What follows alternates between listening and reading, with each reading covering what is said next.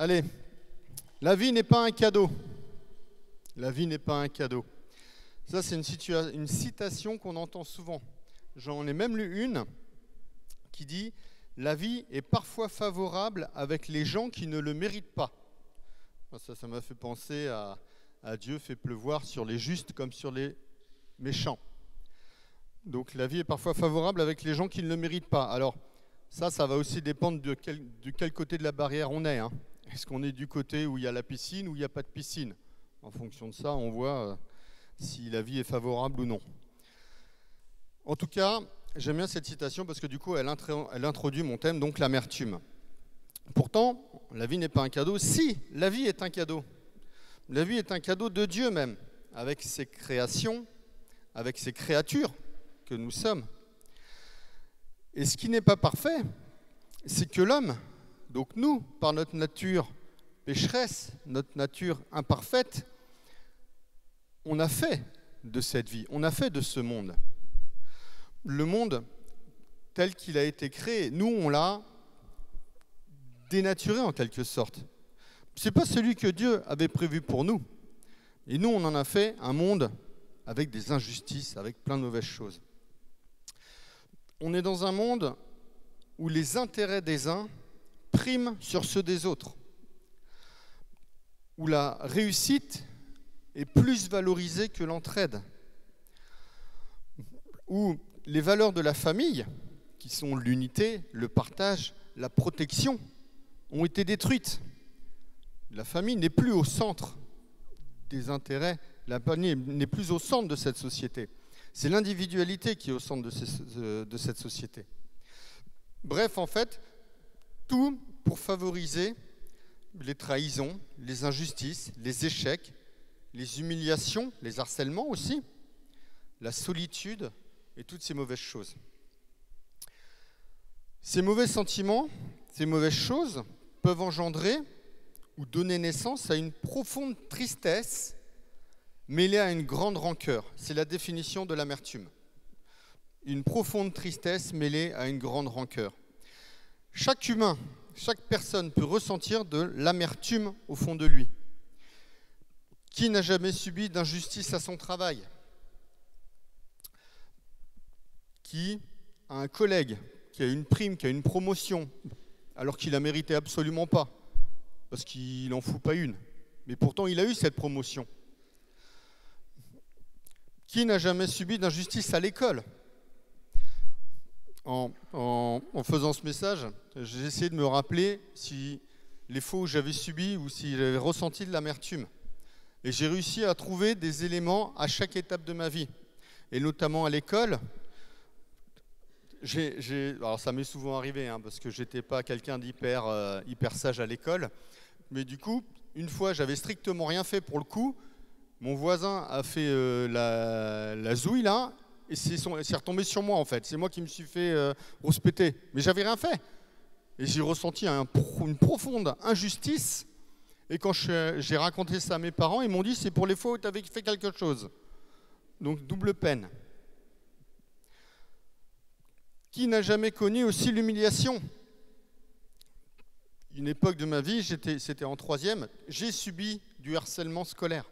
Pendant une année, ça a été une des années les plus longues de ma vie. Et encore, j'ai eu de la chance parce qu'il n'y avait pas encore les réseaux sociaux, ça n'existait pas à l'époque. Donc c'est resté à l'intérieur de cette classe. Mais c'était compliqué.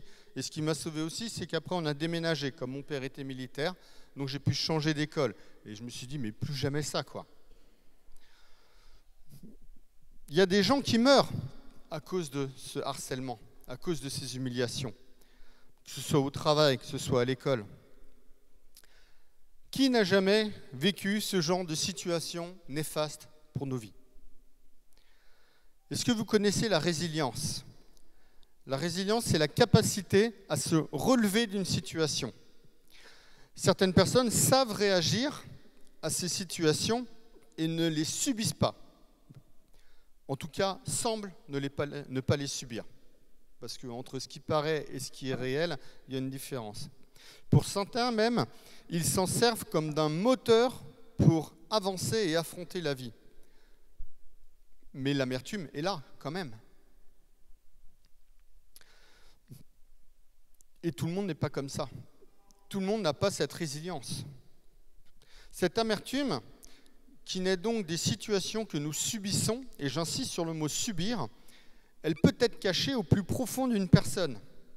On peut arriver à l'enfouir au plus profond de nous. Mais ça nous détruit de l'intérieur. Elle peut ne pas être au plus profond de nous et transpirer même sur le visage de la personne, tellement elle est forte. L'amertume, c'est un danger pour n'importe quelle personne, même pour celles qui font avec, parce qu'elle change notre façon d'être. Comment elle change notre façon d'être? Elle la change en posant un voile de tristesse sur nos pensées. Elle le change en harcelant notre âme, en ne nous laissant pas tranquilles. On reste fixé sur ce qu'on a raté ou sur ce qu'on a subi et on n'avance plus, on fait du surplace. On porte un poids énorme, trop lourd pour nous, et on est écrasé par ce poids. On accumule des mauvaises pensées qui influent sur notre comportement, sur notre physique même. Et on fait preuve de désespoir, on fait preuve de colère, on fait preuve d'agressivité. On recherche même une vengeance, pour certains, qu'on ne pourra même pas obtenir dans certains cas. Et on reste là-dessus.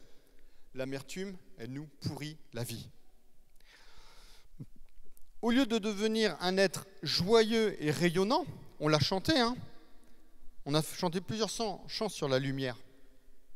Au lieu de devenir un être rayonnant et joyeux, on devient un être triste et sombre, ce qui ne correspond pas du tout avec notre nature d'enfant de Dieu. Alors le Seigneur nous met en garde par rapport à ça. Je vous invite à lire dans Exode 15. On va ouvrir nos Bibles, ça va être affiché à l'écran.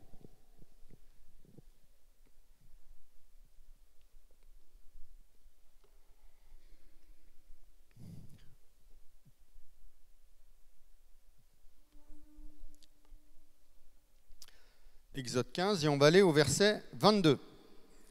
Et on va lire du verset 22 jusqu'au verset 27. Moïse fit partir Israël de la mer Rouge. Ils prirent la direction du désert de Chour. Et après 3 journées de marche dans le désert, ils ne trouvèrent point d'eau. Ils arrivèrent à Mara, mais ils ne purent pas boire de l'eau de Mara parce qu'elle était amère. C'est pourquoi ce lieu fut appelé Mara. Le peuple murmura contre Moïse en disant « Que boirons-nous » Moïse cria à l'Éternel, et l'Éternel lui indiqua un bois qu'il jeta dans l'eau, et l'eau devint douce. Ce fut là que l'Éternel donna au peuple des lois et des ordonnances, et ce fut là qu'il le mit à l'épreuve. Il dit, « Si tu écoutes attentivement la voix de l'Éternel, ton Dieu, si tu fais ce qui est droit à ses yeux, si tu prêtes l'oreille à ses commandements, et si tu observes toutes ses lois, je ne te frapperai d'aucune des maladies dont j'ai frappé les Égyptiens, car je suis l'Éternel qui te guérit. » Ils arrivèrent à Élim, où il y avait 12 sources d'eau et 70 palmiers. Ils campèrent là, près de l'eau. Amen. Alors pour resituer, on est seulement 3 jours après la sortie d'Égypte et la libération de l'esclavage. Juste avant ce passage, dans le même, dans Exode 15, c'est le même chapitre, il y a un cantique merveilleux, je vous invite à le lire, de tout Israël sur la délivrance et la puissance de Dieu. Et 3 jours après, l'amertume arrive avec ses premiers murmures. Je dis ses premiers parce qu'il va y en avoir bien d'autres après, dans leur périple dans le désert. Ils ont vu des miracles que pouvait seulement accomplir notre Dieu. Et je dis notre Dieu parce que leur Dieu, c'est aussi notre Dieu. Ils ont vu les 10 plaies d'Égypte. Chaque plaie d'Égypte, c'est un miracle en soi. Quand on lit la Bible, on se rend compte que ces plaies d'Égypte n'ont affecté que les Égyptiens. Les Hébreux, Israël, qui étaient en Égypte, n'ont même pas subi les conséquences de ces plaies. C'était le même pays, mais il n'y a que les Égyptiens qui ont subi ces plaies. Ils ont vu une colonne de nuée le jour pour les guider. Cette colonne de nuée est devenue colonne de feu la nuit pour les éclairer. Ils ont vu la mer Rouge s'ouvrir en deux pour qu'ils puissent traverser à sec. C'est même pas humide, hein, c'est à sec. Et ils ont vu aussi cette mer Rouge qui a englouti la plus puissante des armées de l'époque. L'Égypte à l'époque, c'était les Américains de l'époque. Sans même qu'ils aient à combattre. Ils ont vu la puissance de Dieu. Et là, ils se retrouvent dans une situation inconnue. Ils ne trouvent pas d'eau. C'est pas écrit, ils ont soif, hein. C'est juste écrit, ils ne trouvent pas d'eau. Parce que j'imagine que quand ils étaient esclaves, ils ont dû avoir soif. Ils ne buvaient pas quand ils voulaient, hein. Ils ne mangeaient pas quand ils voulaient. Hein. C'est juste, ils ne trouvent pas d'eau.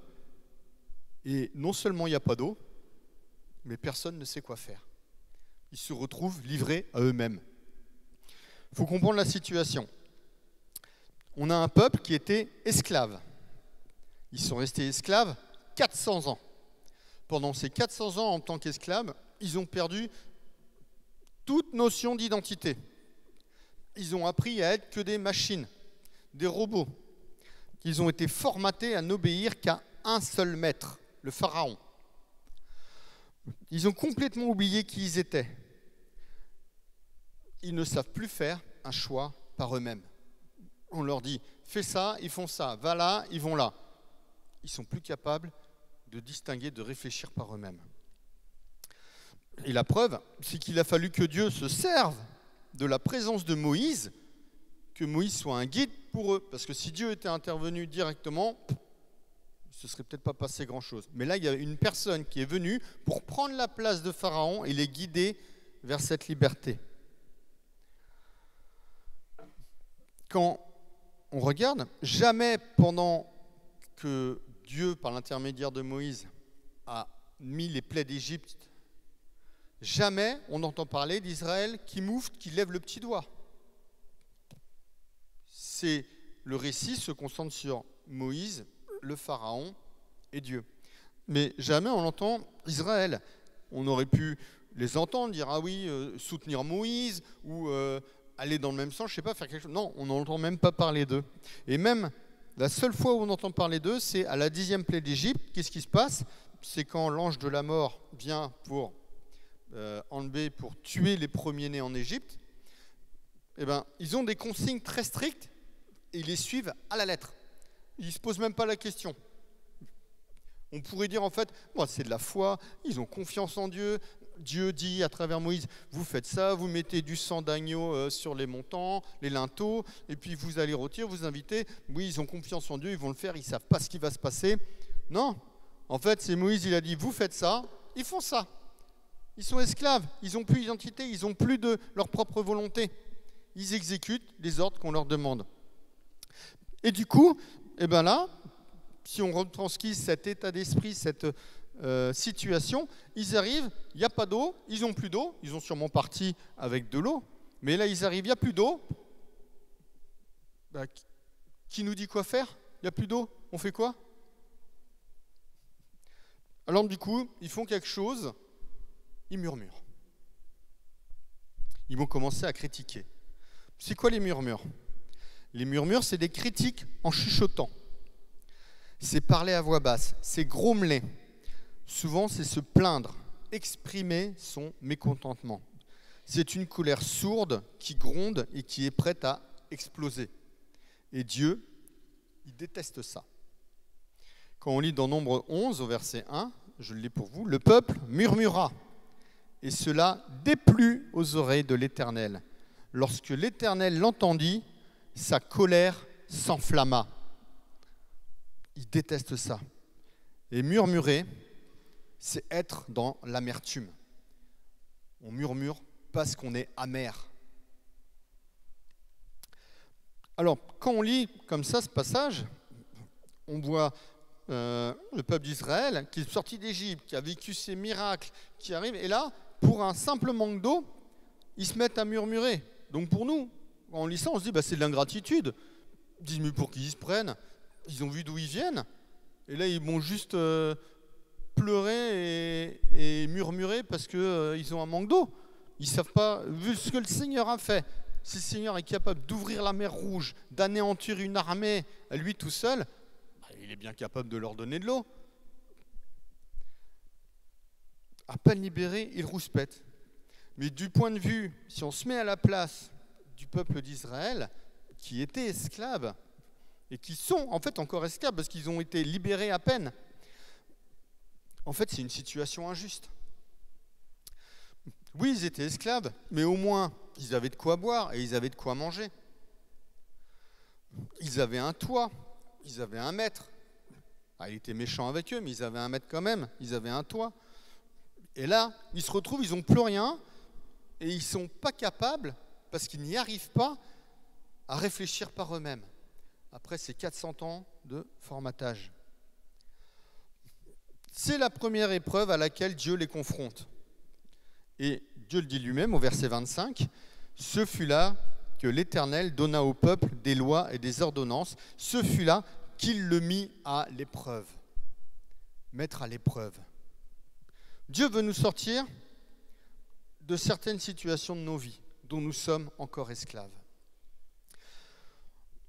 Ou plutôt, dont nous sommes restés esclaves, malgré le fait que Christ nous a affranchis.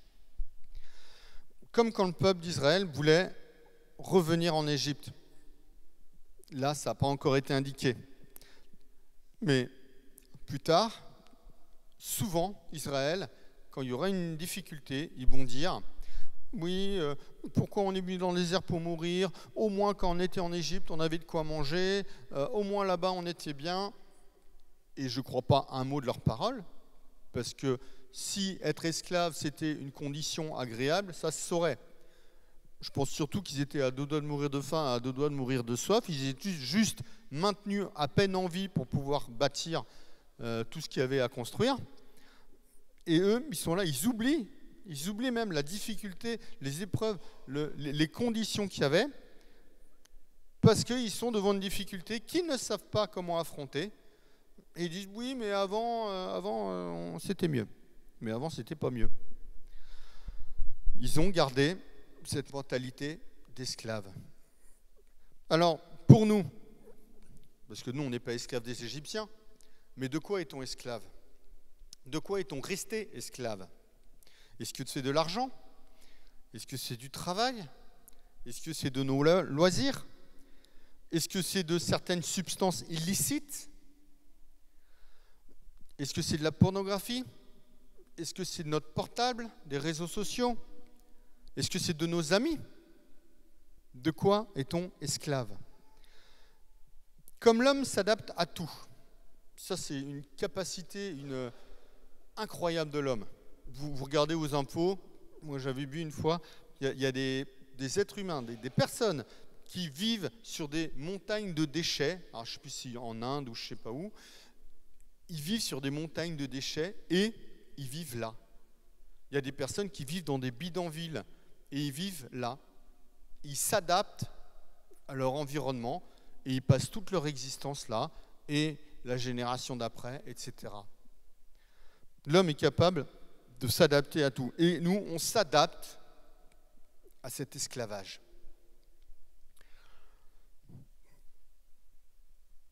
Et pour nous sortir de ce qui est une dépendance, peut être vécu comme une épreuve. Dieu veut nous sortir de cet esclavage, Dieu veut nous sortir de cette dépendance, mais on est tellement adapté à ça, on est tellement installé dedans que ça peut nous paraître être une épreuve, comme si on nous arrachait quelque chose. Tu es esclave de ce travail qui te prend du temps, que peut-être que tu aimes, que peut-être que tu n'aimes pas d'ailleurs. Mais tu donnes tout, tu donnes ton temps. Oui, mais il me rapporte bien et il me donne un statut auprès des autres. Si Dieu te prive de ce travail, comment est-ce que tu réagiras? Quand les seuls arguments auxquels tu peux t'accrocher, c'est le salaire ou le statut, quand ça volera en éclats, comment tu réagiras? Tu es esclave de ton portable. Ça te prend trop de temps et ça t'expose à ce qu'il y a de plus mauvais dans l'être humain. Il y a des choses terribles qui passent à travers les réseaux sociaux, à travers Internet, à travers toutes ces choses-là. Oui, mais le portable, il me permet de rester connecté à tous mes proches et m'informer sur un tas de choses. Si Dieu t'en prive, comment tu réagiras? Tu devras faire face à l'ennui et à la réalité. Tu es esclave de tes amis qui exercent une mauvaise influence sur toi. Oui, mais je les aime, mes amis, je les connais depuis longtemps et je n'ai qu'eux. Si Dieu t'en prive, comment est-ce que tu réagiras? Est-ce que tu devras faire face à leur compréhension? Comment tu réagiras? Est-ce que tu es prêt à te retrouver seul? Parce que c'est des mauvaises influences. Je pourrais continuer longtemps comme ça, sur ces choses-là. Y aura-t-il de l'amertume dans notre réaction face à ce que Dieu veut éloigner de nous? Quand bien même c'est pour notre bien. Quand bien même il faudra revoir notre manière de penser. Ou est-ce qu'on l'acceptera parce qu'on sait que Dieu veut le meilleur pour moi et que je peux compter sur lui? Voilà la première leçon que Dieu donne aux Israélites. Dans les difficultés, face à ce désert qui se présente à vous, ne comptez pas sur vous, mais comptez sur moi. Dit comme ça, c'est facile. Mais est-ce que l'on comptera sur Dieu au lieu d'éprouver de l'amertume quand une personne auquel on tient disparaît malgré nos prières? Est-ce que l'on comptera sur Dieu au lieu d'éprouver de l'amertume quand il tardera à nous donner ce qu'il nous a promis? Est-ce qu'on comptera sur Dieu au lieu d'éprouver de l'amertume quand nous nous retrouverons face à une situation que nous sommes incapables de gérer, que nous sommes sans solution face à cette situation? Est-ce que vous connaissez Naomi, qui apparaît dans le livre de Ruth? On va y aller, on va lire ensemble. C'est Ruth 1.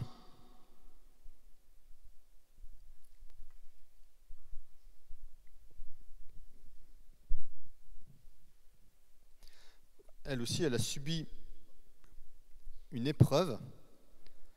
Il y a des choses intéressantes. Bon, il y a plein de choses intéressantes dans la Bible. Ruth 1, on va lire du verset 1 au verset 6. Et on va sauter une partie et après on continuera au verset 19 jusqu'au verset 22. Du temps des juges, il y eut une famine dans le pays. Un homme de Bethléem, de Juda, partit avec sa femme et ses 2 fils pour faire un séjour dans le pays de Moab. Le nom de cet homme était Elimelech, celui de sa femme Naomi. Et ses 2 fils s'appelaient Machlon et Kiljon. Ils étaient Éphrasiens, de Bethléem, de Juda. Arrivés au pays de Moab, ils fixèrent leur demeure. Elimelech, mari de Naomi, mourut, et elle resta avec ses 2 fils. Ils prirent des femmes moabites. J'ouvre une parenthèse, ils n'étaient pas censés faire ça, selon la loi que Dieu leur avait prescrite. Je ferme la parenthèse. Donc, ils prirent des femmes moabites, dont l'une se nommait Orpa et l'autre Ruth. Et ils habitèrent là environ 10 ans. Machlon et Kiljon moururent aussi tous les 2. Et Naomi resta privée de ses 2 fils et de son mari. Puis elle se leva, elle et ses belles-filles, afin de quitter le pays de Moab, car elle a appris au pays de Moab que l'Éternel avait visité son peuple et lui avait donné du pain. Donc, en Israël, là où elle n'est pas, quoi. Elle sortit du lieu qu'elle habitait, accompagnée de ses 2 belles-filles, et elle se mit en route pour retourner dans le pays de Juda. On va aller directement au verset 19. Ce qui se passe, c'est qu'après, Naomi a dit à ses 2 belles-filles qu'elles peuvent retourner dans leur maison de leur mère, qu'elles ne sont pas obligées de rester avec elle. Et Ruth, elle seule, décide de rester avec elle parce qu'elle s'est attachée à sa belle-mère. On continue, verset 19 donc. Elles firent ensemble le voyage jusqu'à leur arrivée à Bethléem. Et lorsqu'elles entrèrent dans Bethléem, toute la ville fut émue à cause d'elles. Et les femmes disaient, « Est-ce là Naomi ?» Elle leur dit, « Ne m'appelez pas Naomi, appelez-moi Mara, car le Tout-Puissant m'a rempli d'amertume. J'étais dans l'abondance à mon départ, et l'Éternel me ramène les mains vides. Pourquoi m'appelleriez-vous Naomi, après que l'Éternel s'est prononcé contre moi et que le Tout-Puissant m'a affligé? Ainsi revinrent du pays de Moab Naomi et sa belle-fille Ruth la Moabite. Elles arrivèrent à Bethléem au commencement de la moisson des orges. Important ce dernier verset. Naomi a donc fui une situation très compliquée, la famine. À vue humaine, ça paraît logique. Ça paraît même être une solution sage, mais pas à vue spirituelle. Nous, si nous avons donné notre vie au Seigneur, on sait qu'il y a deux natures en nous. On a notre nature charnelle et notre nature spirituelle. Et les désirs de ces deux natures sont contraires. C'est dans Galates 5. Face à des choix de vie, comment on réagit? Est-ce qu'on réagit avec notre nature spirituelle ou avec notre nature humaine, charnelle? Si on réagit avec notre nature spirituelle, les choix ne seront pas logiques à vue humaine, très clairement. Et c'est là que notre foi sera éprouvée. Dans la situation de Naomi, la logique humaine nous aurait dit de faire comme elle. Il y a la famine, on s'en va. On va trouver du pain ailleurs. Mais notre nature spirituelle nous aurait dit de rester et de faire confiance à Dieu.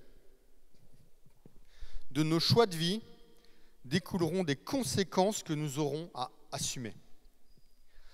Et moi, je préfère assumer les conséquences avec Dieu plutôt que sans lui. Je sais très bien ce que ça donne le sans lui. Regardez Naomi, que s'est-il passé? Elle va dans ce pays. Ça semblait être une bonne idée de partir, de quitter la famine. Elle va dans ce pays, elle marie ses 2 fils, mais qu'est-ce qui se passe? Elle perd son mari et elle perd ses 2 fils. Et qu'est-ce qu'elle gagne en échange? 2 belles filles. Alors, mesdames, ça va peut-être vous faire un peu grincer des dents, mais à l'époque, c'est une très mauvaise affaire.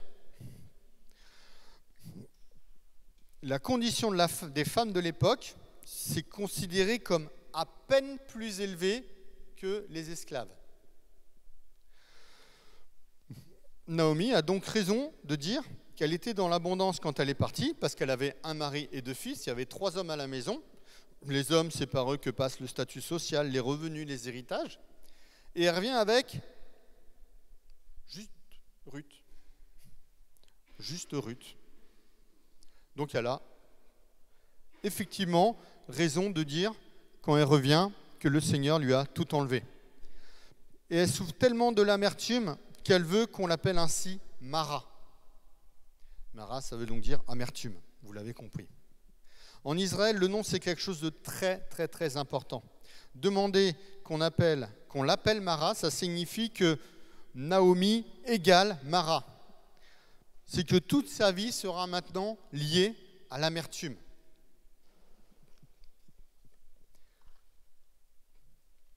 Comment distinguer les choix dictés par notre nature spirituelle de notre nature charnelle?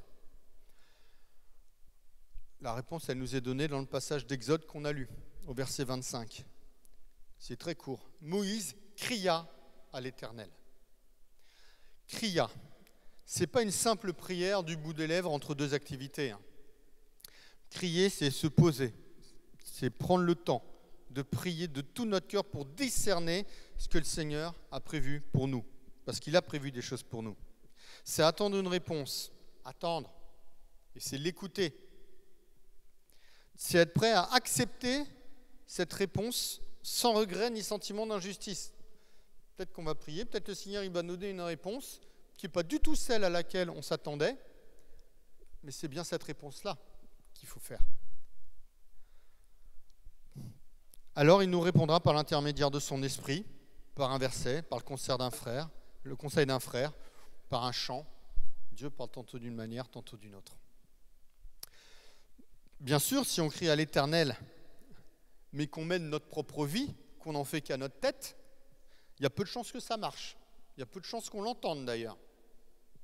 Il faut que notre vie soit cohérente avec ses enseignements. Moïse était en règle avec le Seigneur. Et regardez ce que dit Dieu au verset 26. Si tu écoutes attentivement la voix de l'Éternel, ton Dieu, si tu fais ce qui est droit à ses yeux, si tu prêtes l'oreille à ses commandements et si tu observes toutes ses lois, je ne te frapperai d'aucune des maladies dont j'ai frappé les Égyptiens, car je suis l'Éternel qui te guérit. Amen. C'est une promesse. Si on choisit de faire confiance, de ne pas céder à l'amertume parce qu'on a échoué ou que l'on subit une situation délicate ou parce qu'il nous a enlevé, ça peut être de lui, qui nous a enlevé quelque chose ou quelqu'un qui est cher à nos yeux, ou que nous sommes sans solution, il nous protégera et il nous guérira. Dieu demande à Moïse de jeter un morceau de bois à l'eau pour changer cette eau en eau douce. Ce morceau de bois, c'est l'image de la croix, l'endroit où Jésus a pris nos péchés, nos condamnations, nos souffrances, notre amertume avec lui, pour nous en libérer et faire de nous ses frères, ses sœurs, des enfants de Dieu. Mais il a fait plus que nous guérir de nos amertumes. Il nous donne ses bénédictions. Mon frère, ma sœur, si tu es dans l'amertume, sache qu'il veut non seulement te guérir, mais il veut aussi te bénir. À Naomi, qui est revenue de Moab sans avenir, il a permis qu'elle arrive au début de la saison des moissons. Ça a permis quoi? C'est important ce détail, parce qu'en fait, ça a permis à Ruth, sa belle-fille, de rencontrer Boaz. De l'union de Ruth et de Boaz est née une lignée qui se termine avec Jésus. Naomi, qui n'avait plus rien, qui était dans l'amertume, elle est devenue l'arrière fois 29 grand-mère de Jésus. D'adoption. À Israël, pour Israël, Dieu les a conduits à Élim. On l'a lu, il y a 12 sources d'eau et 70 palmiers. Ils étaient dans un endroit, les eaux de Mara qui étaient amères, Dieu les a conduits dans un endroit où il y a 12 sources d'eau et 70 palmiers. Il a fait de ce peuple d'esclaves son peuple. C'est le seul peuple qui est appelé comme ça, le peuple de Dieu. Et à travers les 40 années dans le désert, il leur a donné cette identité. Il les a protégés et il leur a donné la terre promise. À nous tous ici, il nous a rendus co-héritiers du royaume divin par le sacrifice de Jésus à la croix. Peut-être que tu as fait des mauvais choix, ou pas de choix du tout d'ailleurs, tu subis, et que tu en subis les conséquences. Mais Dieu te guérit. Il transforma ta situation de malédiction en bénédiction. Alors il n'y a pas de place dans nos vies pour l'amertume et les murmures. Juste la place pour faire confiance à Dieu et s'en remettre à lui pour l'honorer, lui qui prend soin de nous. Je termine ce message par ce verset. Dans Philippiens 2, versets 14 et 15. « Faites toutes choses sans murmure ni hésitation. » On aurait pu mettre sans amertume ni hésitation, afin que vous soyez irréprochables et purs, des enfants de Dieu, irrépréhensibles au milieu d'une génération perverse et corrompue, parmi laquelle vous priez comme des flambeaux dans le monde. Amen. Et ça, c'est malgré toutes les épreuves qu'on traverse. Je prie. Seigneur mon Dieu, je te remercie pour ta parole, Seigneur. Je te remercie parce que tu nous rappelles que l'amertume n'a pas sa place en nous, Seigneur, parce que nous, on t'a toi. Oui, on va traverser des situations délicates. Oui, peut-être on les traverse même. Oui, peut-être même qu'elles sont passées, mais qu'on garde une trace indélébile sur notre cœur parce qu'elles nous ont fait mal. Seigneur, toutes ces situations qu'on subit, on te les remet. Et on regarde à toi. On ne regarde pas à elles, on ne regarde pas au passé, au présent, mais on regarde à toi, Seigneur. Parce que toi, tu es là et tu nous as promis que tu nous guérirais, que tu nous soutiendrais. Et ce n'est pas qu'une guérison que tu nous apportes, mais c'est aussi des bénédictions. Alors Seigneur, on décide de te suivre, on décide d'écouter cette nature spirituelle que tu as mis en nous, Seigneur. Apprends-nous à l'écouter, apprends-nous à l'entendre, apprends-nous à suivre tes commandements, à être fidèle dans ta parole, Seigneur, et à crier à toi dès que le besoin se fait sentir. Seigneur mon Dieu, on sait que tu nous accompagnes, on sait que tu ne nous lâcheras jamais. Alors merci, merci pour cette présence, merci pour cet amour, merci pour ta puissance aussi, Seigneur, parce que sans elle, on ne peut pas grand-chose. Tu es vraiment un rocher sur lequel on peut s'appuyer, mon Dieu. Amen.